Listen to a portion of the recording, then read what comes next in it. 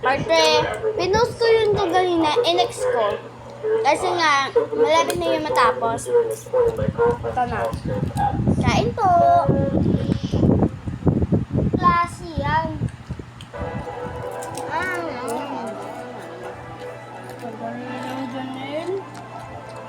Tingnan nyo guys yung leg ko.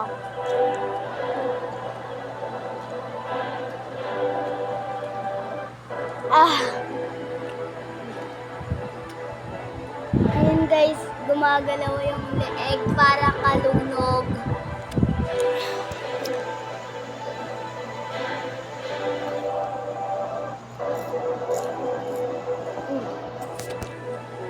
Pinapanood ko ba? May part 5. Ay, may part 5 ba? May part 5. Wait guys. Dito. Bye-bye.